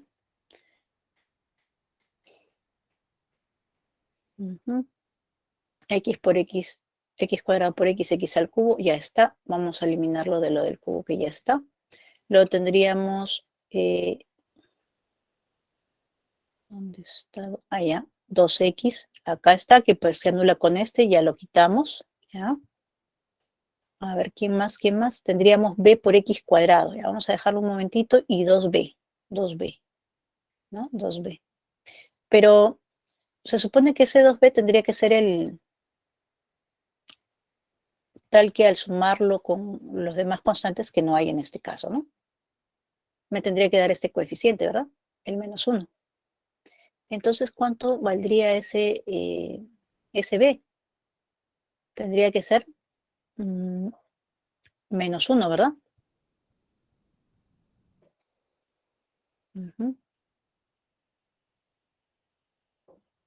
A ver, 2b igual a menos 1, b sería menos 1 medio, ¿verdad? Menos 1 medio. Listo.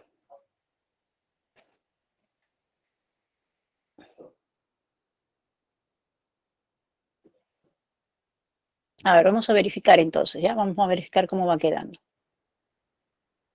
Cambiamos esto. Ay, un segundito, se fue. Cambiamos ese b, lo vamos a cambiar por menos 1 medio, ¿ya? Y vamos a volver a operar y vamos a agregar todo lo que falta, ¿ya? A ver, nuestro objetivo es que al multiplicarlo y sumarlo nos dé el x al cubo menos 1, ¿ya? Aquí sería menos 1 medio. A ver, volvemos, ¿no? X al cuadrado por x sería x cubo. x al cuadrado por menos 1/2 sería menos 1/2 de x al cuadrado. ¿No? Menos 1/2 de x al cuadrado. Por aquí tendríamos más 2x. Y por aquí tendríamos menos 1/2. Pero si ustedes se dan cuenta, ahí como que no cuadra la cosa, ¿no? No cuadra la cosa. Ajá. Porque, a ver, para eliminar este x cuadrado tendría que sumarle un x cuadrado y se supone que el resto no puede ser de grado 2. Ajá. Entonces, ¿qué debe estar pasando aquí?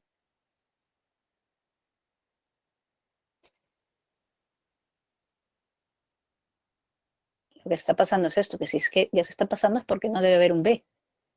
Ahora sí, debe ser de esta forma. Y aquí le vamos a sumar algunos valores. Ahora sí, tendríamos x al cubo más 2x. Para que se vea el 2x le quitamos 2x. Y, ¿qué más podríamos hacer aquí? Ya tengo x cubo más 2x. Se fue el 2x y quiero el menos 1. Ah, ya, aquí le pongo menos 1. Y listo, ya lo tengo. Luego de algunos cálculos, algunos análisis, ya lo tengo. Ahí está. Tengo entonces el cociente que sería x y el resto que es menos 2x menos 1. Entonces, es posible usar este algoritmo de la división, pero como ustedes dan cuenta, hemos tenido que ir probando, hemos tenido que ir viendo para poder resolver el problemita. Hay ciertas características por eso que hacen que sea más rápido aplicar este método. Ya, acabamos de ver que cuando es de grado pequeño se puede hacer, ¿no? Nos demorará un poquito, pero lo vamos a hacer. Ya, ¿qué más? A ver, ¿qué más? ¿Qué otra condición le vamos a dar para aplicar el algoritmo de la división? Que este de x, por lo general, se pueda escribir como el producto de dos factores donde A y B son enteros. ¿Ya? Pueden ser dos, puede ser uno también, 1, 2, 3, ¿no? Mientras menos es mejor porque es más rápido, ¿no? Y qué más, lo que normalmente se pide es esto. Esto es lo que se solicita. Entonces me dicen, ¿y el resto de tal división? No, sabiendo y me dan ciertos datos, ¿no? Ahora, para eso el dividendo puede ser parcialmente conocido, puede estar sin desarrollar, es decir, puede estar escrito como un producto indicado o potencia indicada. Puede ser incluso que ni siquiera lo conozcamos, pero conozcamos algunos datos de él. Entonces, ahí es recomendable. Entonces, en la mayoría de los casos, no sirve para hallar el resto. En algunos casos, como lo acabamos de ver, se puede hallar el cociente también.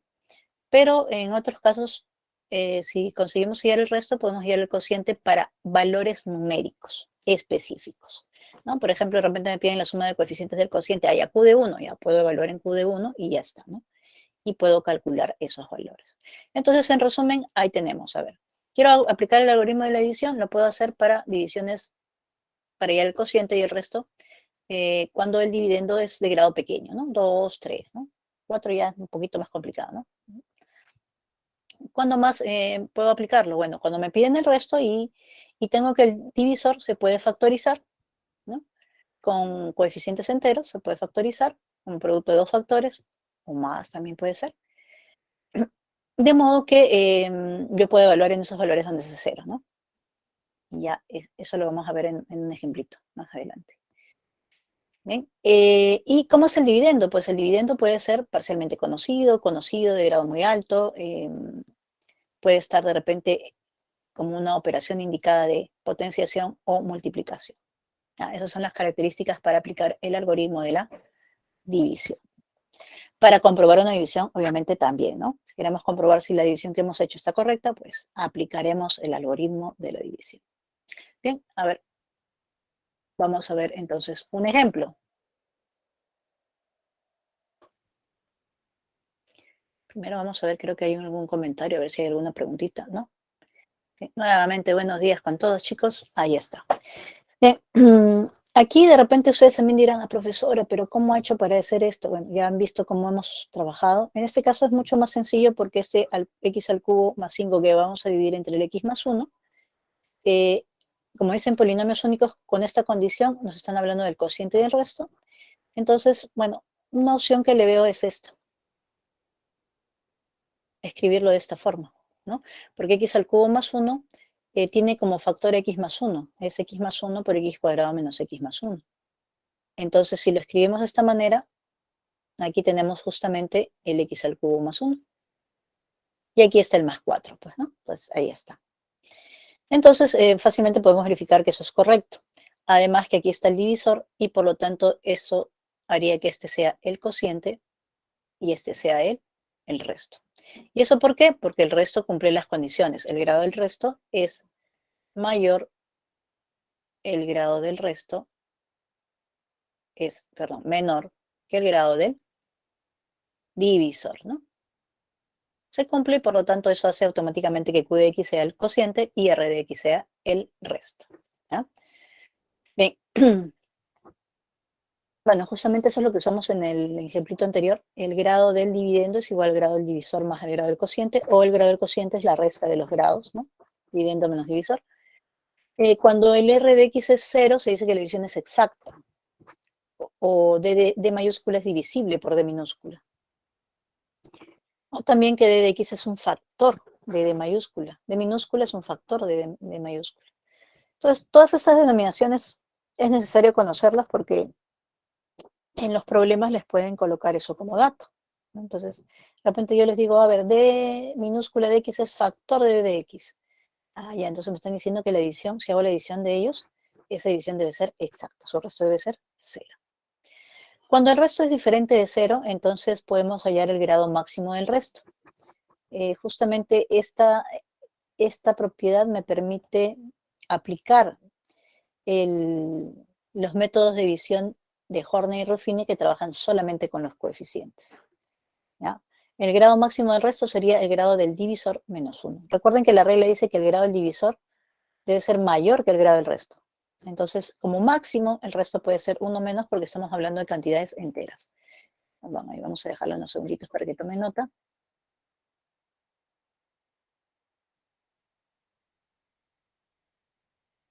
Ahí está. Ahora sí.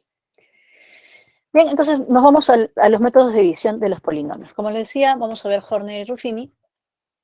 Estos métodos se caracterizan porque trabajan con los coeficientes de los polinomios. Para evitar algún cálculo entre términos que no sean semejantes, entonces se requiere que esos polinomios estén completos y ordenados. ¿Ya? Entonces, en el caso de Horner, vamos a ver que los polinomios pueden ser de cualquier grado, tanto el dividendo como el divisor, ¿ya? Pero eso refiere obviamente mayor o igual a 1, y que el grado del dividendo sea mayor o igual que el grado del divisor, ¿no?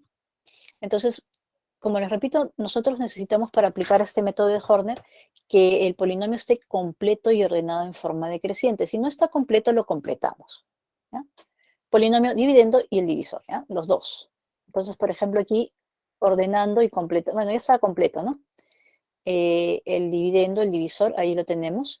Y lo que vamos a hacer es, esos coeficientes que ya están ordenados los vamos a colocar aquí, en este esquema. Para el esquema vamos a tener 2 líneas horizontales y 2 verticales. La primera ya está. La primera va a separar la parte izquierda, donde vamos a colocar los coeficientes del divisor, y en la parte horizontal, donde dice coeficientes del dividendo, ahí vamos a colocar de manera horizontal cada uno de ellos, ¿no? Por acá, coeficientes del divisor. Bien, entonces serían primero 10, luego 7, luego 11, 20 y 1. En el orden en que está, ¿no? 10, 7, 11, 21, pero ya lo hemos ordenado, ¿no? En el caso del divisor, vamos a colocar el primero, va aquí, en este recuadro. Y los demás van a cambiar de signo. Por ejemplo, aquí sería menos 1 y más 3. Pero eso es cuando los coloquemos aquí, debajo de esta línea, ya van a cambiar de signo. Entonces sería en lugar de menos 1, más 1, en lugar de 3, menos 3. Bien, entonces esos serían los coeficientes del divisor. Como indica ahí, el primero no cambia, del segundo en adelante cambian de signo. Bien, el grado de este divisor es de grado 2, ¿no? El divisor es de grado 2. Entonces vamos a contar de derecha a izquierda 2 espacios. Ahí está.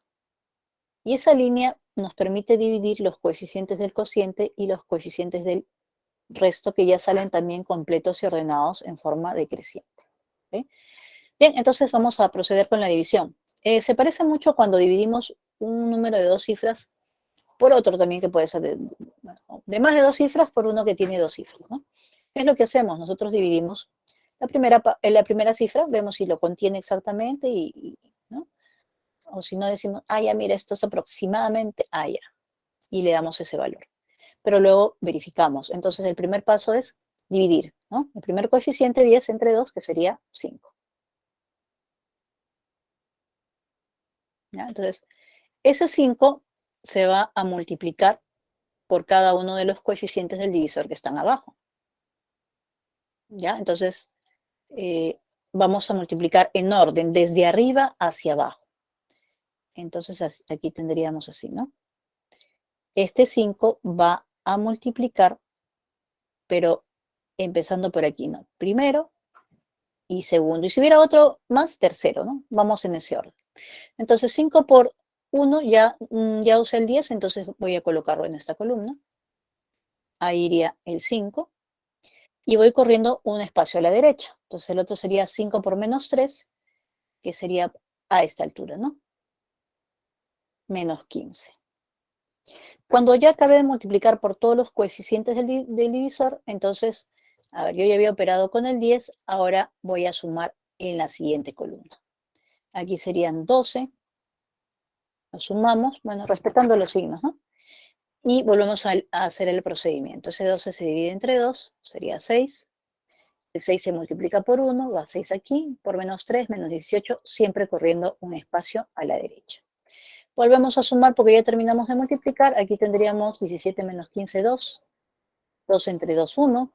1 que multiplica el 1 y multiplica el menos 3. Cuando llegamos a colocar un valor en la última columna, lo que hacemos es sumar todos los que faltan operar. Entonces sería toda esta columna, toda esta columna. 20 menos 18 serían 2 más 1, 3. Y 1 menos 3 que sería menos 2. Ya tenemos entonces el cociente que como está completo y ordenado y tiene 3 términos sería de grado 2. Y el resto que tiene 2 términos, así que sería de grado 1. Por lo tanto, ya tenemos los coeficientes del cociente que ya tenemos ya ahí, lo hemos completado, el cociente. Y por aquí serían los coeficientes del resto que también ya lo hemos completado con su respectiva variable. Ahí está el cociente y el resto. Y de esa manera tenemos la división. Ahora, ustedes pueden usar el algoritmo de la división para verificar que efectivamente esta división es correcta.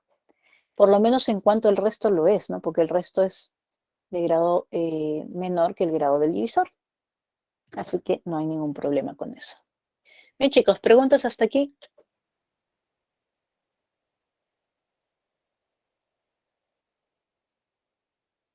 ¿Todo bien?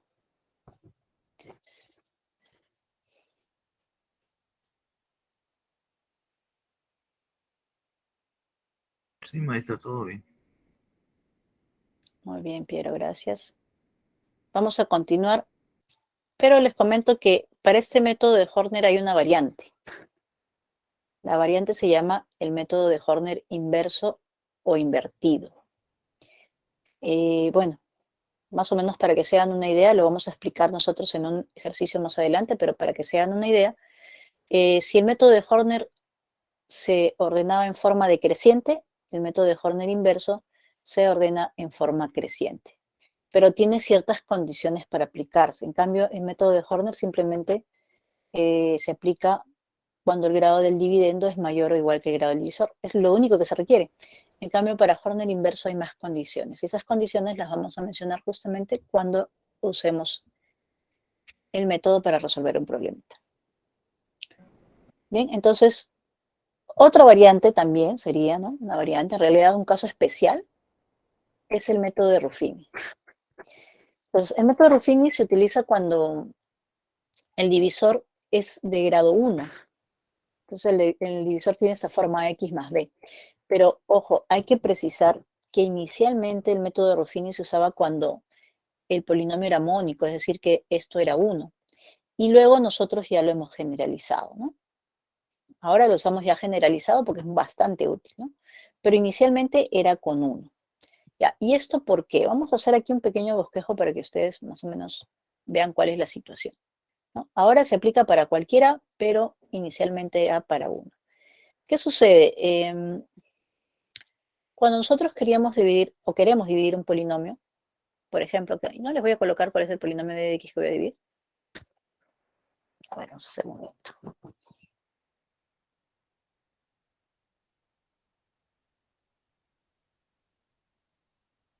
Ya, por ejemplo, yo quiero dividir este polinomio por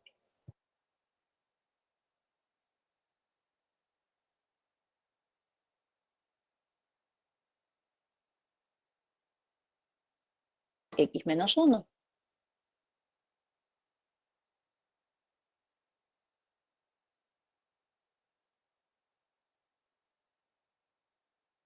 El mismo polinomio yo lo quiero dividir por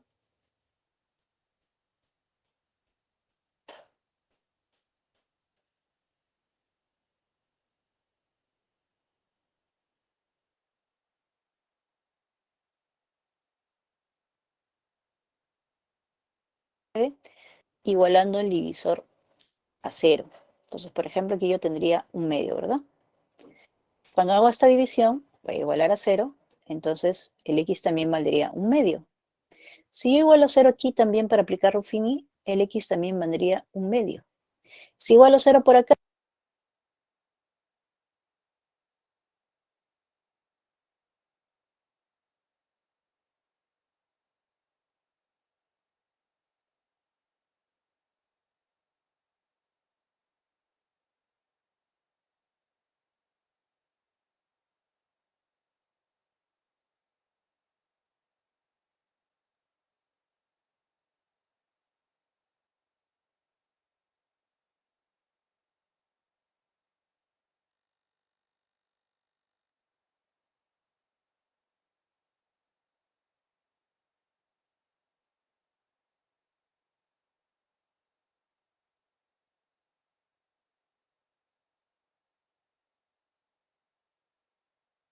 Miss, creo que no se la escucha.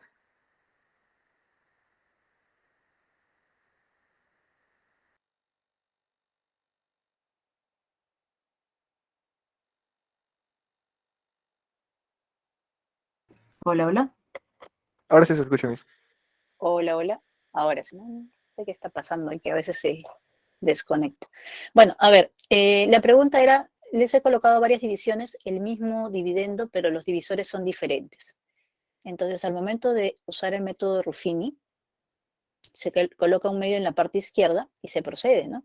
Entonces, creo que es lógico pensar que el cociente no debería ser el mismo, ¿verdad? ¿Sí o no? Así como lo ven ustedes. ¿El cociente sería el mismo o no? ¿Mm? El dividendo es el mismo, el divisor es diferente. ¿El cociente será el mismo o no?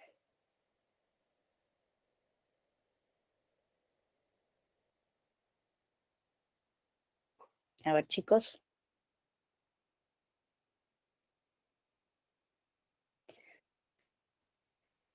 Muy bien, Ángel. Es lógico pensar que si los divisores son diferentes, el cociente no debe ser el mismo, ¿verdad? Entonces, ¿qué es lo que sucede? A ver, vamos a ver. Sucede que el método Ruffini dice ya, coloco los coeficientes del dividendo por aquí, igualo a 0 el divisor, el valor que lo encuentro lo escribo por acá, y procedo a dividir. ¿Cómo se divide? Bueno, muy parecido a Horner, solamente que no dividimos, bajamos, multiplicamos, sumamos, multiplicamos, sumamos, multiplicamos, sumamos, y aquí obtenemos el cociente aparente. Voy a ponerle aquí aparente, ¿no? ¿Por qué? Porque en estas 4 divisiones, y pueden haber infinitas como estas, ¿no? En estas 4 divisiones estamos observando que siempre vamos a colocar el mismo valor acá, un medio, y por lo tanto los resultados deben ser iguales. Entonces, ¿qué pasa? Algo debe variar, ¿no es cierto? Algo debe variar. Bien, entonces, con esta previa, vamos a ver un ejemplito para que ustedes puedan verificar qué pasa ahí, ¿no? Miren, vamos a dividir 19x cuadrado menos 9 más 2x al cubo entre 2x menos 1. Y queremos hallar el resto y el cociente. Entonces lo que vamos a hacer es, bueno, ordenar también, ¿no? En este caso, el dividendo es importante ordenarlo. El divisor no, porque se va a igualar a 0. Es también el x vale un medio. vamos a hacer nuestro esquema de Ruffini. Vamos a trazar dos líneas verticales y una horizontal. Luego vamos a colocar, así igualito que en Horner, los coeficientes, ¿no? El 2 que está por aquí, el 19, ya está completo y ordenado, así que este 0 también, lo colocamos aquí, y el menos 9. ¿Ya? Los coeficientes del dividendo. Ahora, este valor que hemos obtenido por acá, el 1/2, lo vamos a colocar por acá. Entonces ahí está, ahí va el 1/2. Ya, luego vamos a bajar el 2 primero. Lo vamos a multiplicar. Lo ventajoso y lo fácil y práctico de este método es este, ¿no? Que bajamos, multiplicamos, aquí sería 1, ¿no? 1. Sumamos, respetando los signos, aquí sería 20. 20 multiplicamos otra vez por 1/2, sería 10. Sumamos por aquí, me daría 10. Multiplicamos por 1/2, eso daría 5. Y sumamos aquí, me daría menos 4. ¿Ya? Entonces, este que hemos encontrado al final, ese sí es el resto definitivo, ¿ya? No hay nada que hacer. Pero mi pregunta está aquí. Hace un rato hemos visto que habían varios divisores diferentes, pero al igualarse a 0 me daba el mismo resultado. Entonces la pregunta es, ¿este cociente realmente será el verdadero? Entonces, es el verdadero si el polinomio divisor es mónico. Ahí está la clave, sí es mónico. Pero pregunto, ¿este de aquí es mónico? No, profesor. No es mónico, ¿verdad? Como no es mónico, entonces ese 2, que es el coeficiente, el 2, el coeficiente principal, ese 2 debe dividir a cada uno de estos coeficientes. Ahí está. Y ese recién será el cociente real. Los anteriores no. ¿Ya? El resto, como les repito, el resto sí no se altera, pero el detalle es con los coeficientes del cociente. Entonces el cociente sería x al cuadrado más 10x más 5. Ahora, si ustedes quieren notar por qué ocurre eso, es cuestión de aplicar el algoritmo de la división. ¿Ya? Yo le voy a llamar esto D mayúsculo para no escribirlo todo. ¿Ya? Y según el algoritmo de la división, ese D mayúscula debería ser igual a 2x menos 1 por el cociente que acabo de encontrar.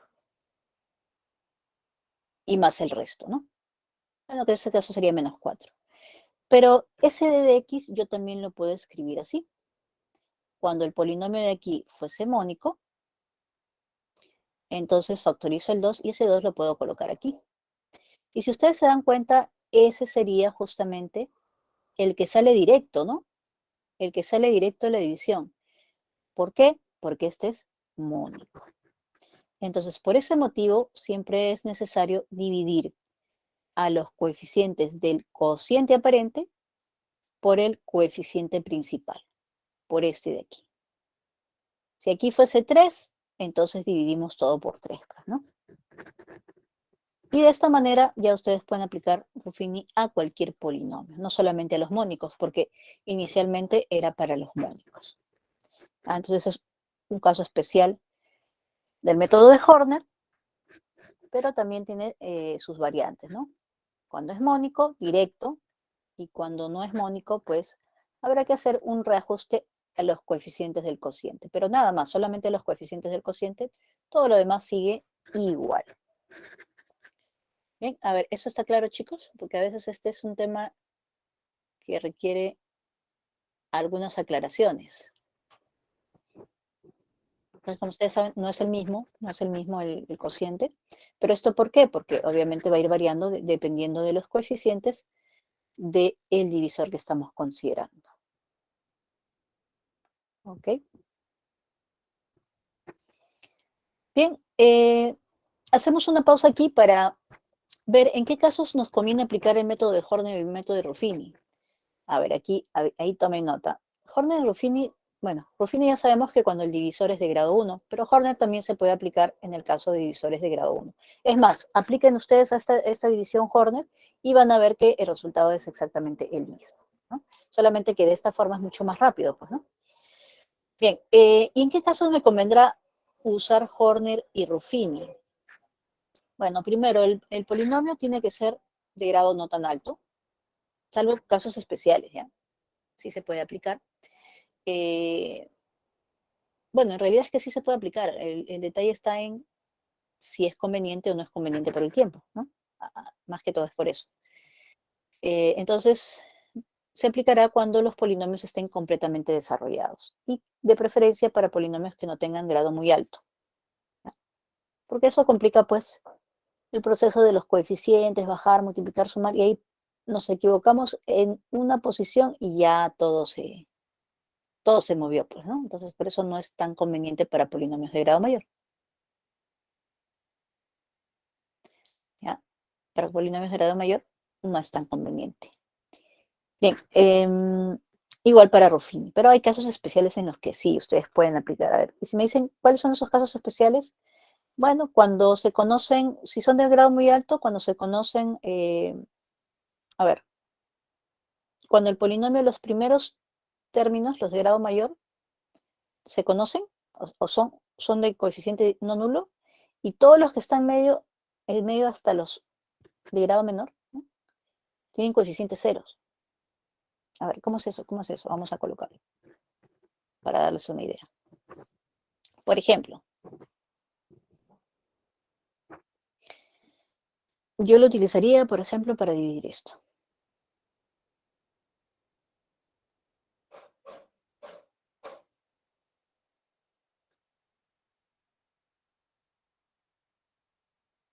Por ejemplo, ¿no?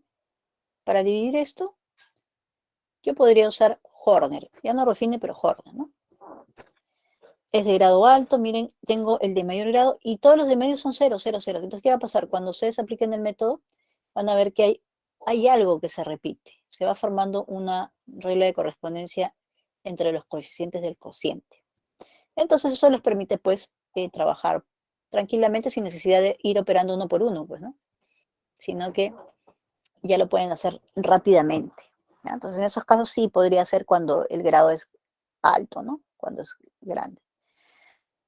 Pero de preferencia es para grado pequeño, 5, 6, de repente hasta 10 podría ser, ¿no? Pero después, como les repito, por el orden que tienen que mantener, ya no es tan recomendable, ¿no? Tanto para Horner como para Ruffini. Bien, vamos a ver la última parte, el teorema del resto. La forma básica, la forma original, es cuando se halla el resto de dividir un polinomio entre otro que sea un divisor, ¿no? De grado 1. Entonces, si queremos hallar el resto, es bastante rápido, simplemente vemos en qué valor se anula esto, que sería menos b sobre a, y se evalúa p en ese valor, ¿no? Bueno, obviamente la debe ser diferente de 0, si no, la división no existe. Entonces, para aplicarlo hay una regla bastante práctica, ¿no? Lo que hacemos es el divisor igualarlo a 0, hallamos el valor de x, y luego para calcular el resto simplemente reemplazamos p en ese valor. Como aquí es un solo valor, entonces se reemplaza y listo, ¿no? Pero, Profesora, adelante. en el teorema del resto, el divisor siempre tiene que ser de grado 1. No, esa es la parte inicial. Se puede extender. Ya, ¿Ya? ya pues. Por ejemplo, tú puedes dividir aquí, digamos, entre x cuadrado más 1. Entonces, por la forma práctica es bastante fácil de extender, ¿no? Igualas a 0, ¿no? Igualas a 0. Pero a diferencia de grado 1, en que encuentras un valor para x, aquí encuentras una relación que cumple x. Ahí está. No vas a hallar las x, ¿ah? X cuadrado vale menos 1. ¿Y qué vas a hacer? A esto le tienes que dar forma, de modo que aparezca el x al cuadrado y luego lo vas reemplazando. Y el resultado será el resto. Entonces, esto que era inicialmente para grado 1 se puede extender. Sí, sí se puede y es bastante útil en muchos casos, ¿no? Bien. Dice profesora, En la, muchas gracias. correcto. En la forma directa, ahí tenemos, miren, lineal 2x menos 3 es el divisor. Queremos saber este resto, igualamos a 0. Entonces el x vale 3 medios. Recuerden que como es lineal, sí sabemos el valor de x, ¿eh? X vale 3 medios. Reemplazamos. Por aquí sería 27 y 8. 8 y 8 se van, me queda 27. Por aquí mitad, mitad. Me quedaría 15 más 7. 22 y 27 que son 49. Entonces, cerrado. El resto es 49. Directo, es una evaluación numérica y se puede hacer. Ahora, Hay un detalle que tiene que ver con Ruffini y que a ustedes les podría interesar. En algunos casos, en algunos problemitas, puede ayudar esto, ¿no? ¿Qué sucede? Que si nosotros hubiéramos hecho aquí Ruffini, hubiera sido igualito, hubiéramos igualado 3 medios y el resto sale en la última casilla, ¿no? Hacemos todo el procedimiento, ¿no? Aquí sale el resto. Pero el resto es P evaluado en 3 medios. Entonces, ¿a dónde voy? Que si ustedes tienen un polinomio que es realmente complicado de evaluar de repente directamente, por ser muy grande, qué sé yo, entonces ustedes pueden aplicar Ruffini y colocar el valor numérico en el que ustedes quieren evaluar. Ahí yo quiero evaluar en 3 medios, ya le coloco aquí el valor en el que quiero evaluar. Entonces, al final, ¿cuál va a ser mi resultado buscado? Pues el resto, porque ese es P evaluado en 3 medios. Entonces, esto yo lo recomiendo cuando ustedes tienen un polinomio que de repente por ahí tiene raíces y quieren evaluar en una expresión que tiene raíz o números imaginarios. Entonces, obviamente, hacer ese proceso ya es un poco más largo porque hay que multiplicar, hay que tener en consideración algunos detalles. Si queremos elevar, ¿no? Entonces, es mucho más fácil pues aplicar esto con Ruffini. Entonces, aquí colocamos el valor numérico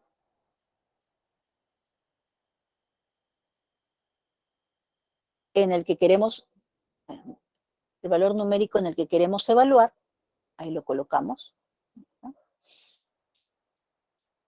Y el resultado que obtenemos por aquí, el resto, ese será el valor evaluado en ese valor numérico que queríamos, ¿no? Entonces también es algo interesante que les puede ayudar, ¿no? Bien, vamos a ver algunos teoremas más entonces aparte de esto.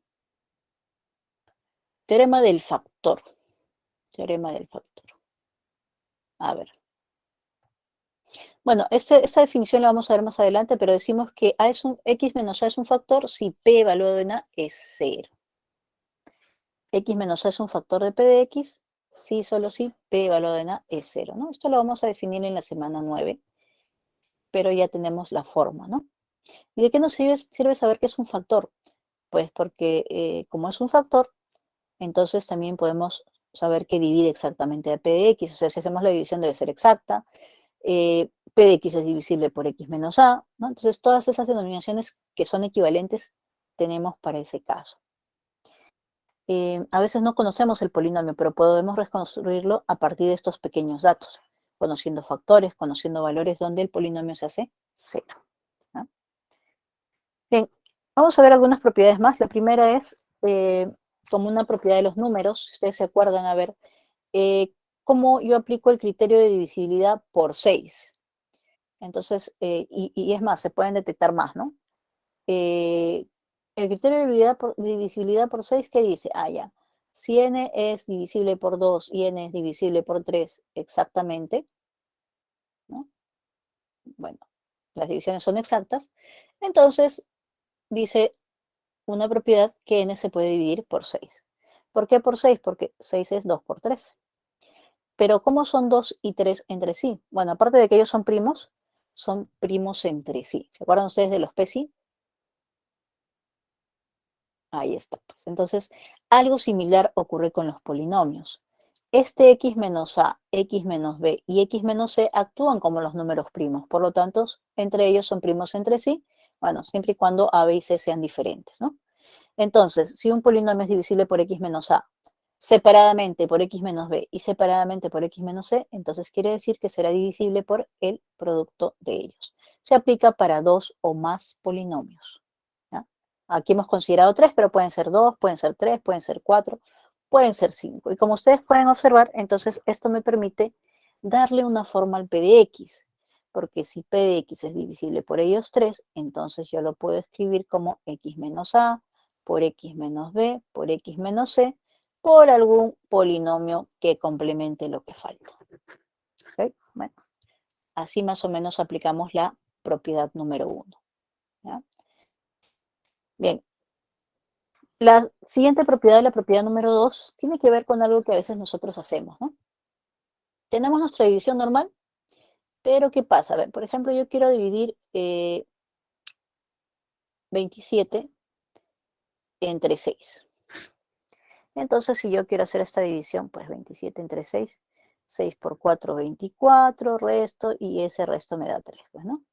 Entonces, observen, el resto es 3, cociente 4. Si yo simplifico esto, me queda 9 medios. Ya, yo divido 9 entre 2. El cociente me da el mismo, ¿no? 8, llevo 1, 9. Pero ¿qué pasó con el resto? El cociente es el mismo, ¿ah? Pero ¿qué pasó con el resto? ¿Mm? El resto ha cambiado. Yo le saqué tercia, dividí entre 3, pero ¿qué pasó? El resto original era 3, entonces lo dividí entre 3. Bueno, ¿qué dice este teorema? Bueno, esta propiedad. Que yo puedo multiplicar o dividir el dividendo, el divisor. El cociente no se altera, pero sí el resto. El resto también cambia.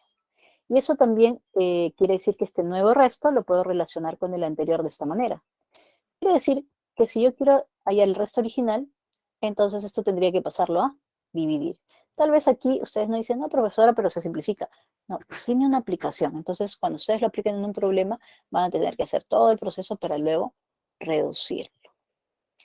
Bien, a ver, chicos, hasta aquí, ¿alguna preguntita?